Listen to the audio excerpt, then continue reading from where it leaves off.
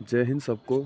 बहुत से कमेंट्स आ रहे थे मेरे चैनल पे कि हैंड स्विंग पे एक वीडियो चाहिए, हैंड स्विंग पे एक वीडियो चाहिए।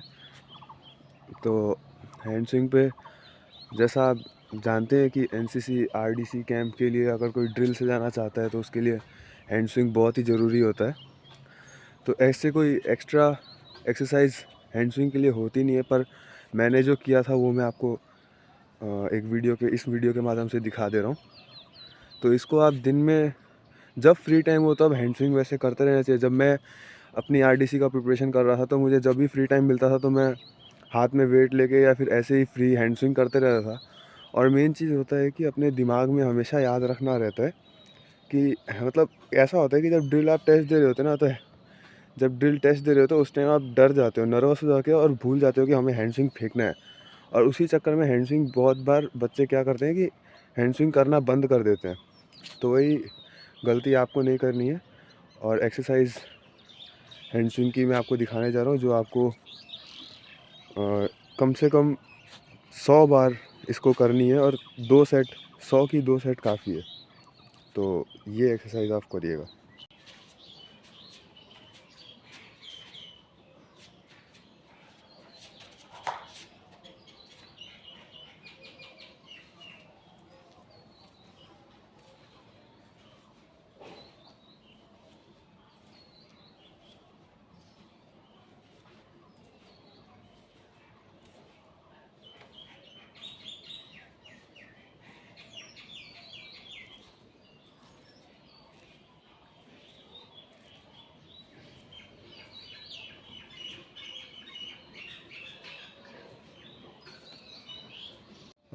और एक बात, अगर आप कर्तव्य पथ में जाना चाहते हैं या गार्ड ऑफ ऑनर में, तो आपका लेफ़्ट हैंड का आर्म स्विंग बहुत ज़रूरी होता है। तो आप वेट लेके लेफ़्ट हैंड को जितना चाहे उतना मतलब फेंक सकते हैं, जितना आप प्रैक्टिस आप करना चाहे वो कर सकते हैं।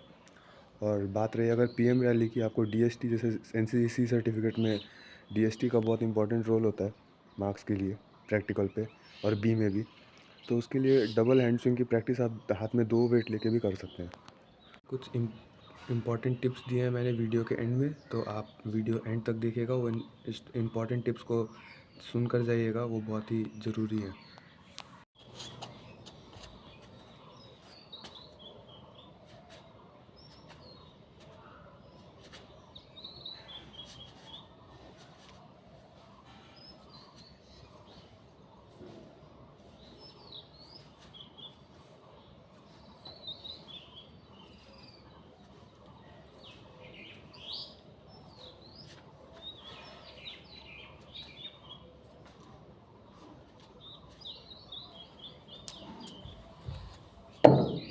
हैंड स्विंग के लिए मेनली यही 2 एक्सरसाइज रहती है जो आपको जब फ्री टाइम मिले तब मेरे हिसाब से करना चाहिए। ऐसा कोई इसका फ़िक्स टाइम नहीं है। वैसे आप एनसीसी अपने क्लास जाते होंगे डेली सुबह, तो आपको क्लास से टाइम निकाल कर अलग से शायद आधे घंटे या फिर उससे पहले क्लास जाकर आपको अपनी खुद से हैंड स्विंग कर लेनी चाहिए। देखिए, आरडीसी आपको कोई और मदद नहीं करेगा, आरडीसी आपके ऊपर खुद ही है।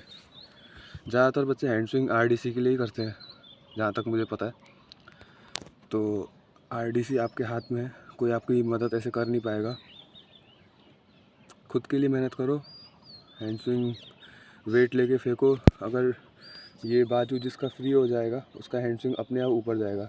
देखना, कईयों का इस एरिया में लैट्स रहता है तो उनका हैंड स्विंग फेंकना थोड़ा मुश्किल रहता है, पर वो भी अगर प्रैक्टिस करे तो मैंने बहुत, मेरे टाइम पे जब मैं आरडीसी 2023 में गया था तो मैंने बहुतों का देखा था कि उनका भी प्रैक्टिस से हैंड स्विंग बराबर जा रहा था। और मेन चीज़ वहाँ पे सेलेक्ट होना होता है ना, तो उतना हैंड स्विंग आपको इतना होना चाहिए कि आपका जो हैकल होता है, हैकल के पीछे आपका हाथ पीछे तक जाना चाहिए, मतलब पीछे से हैकल की हाइट तक जानी चाहिए। मेन उतना रिक्वायरमेंट होता है कर्तव्य पथ के लिए और गार्ड ऑफ ऑनर के लिए। तो मैंने 2023 में कर्तव्य पथ में भाग लिया था, सेकेंड ईयर में जब था एनसीसी में तब। और फिर जब थर्ड ईयर में था तो वाईपी के लिए गया था। तो बने रहिए। और ये मैं यूट्यूब बस मैंने शुरू किया था ऐसे ही, और ऐसे वीडियोस अगर आपकी कमेंट्स में और आएंगे तो मैं और डालता जाऊंगा और अपनी वीडियो को और बेहतर करूंगा। और एंड में मेरी हैंड स्विंग देखिए बिना वेट के।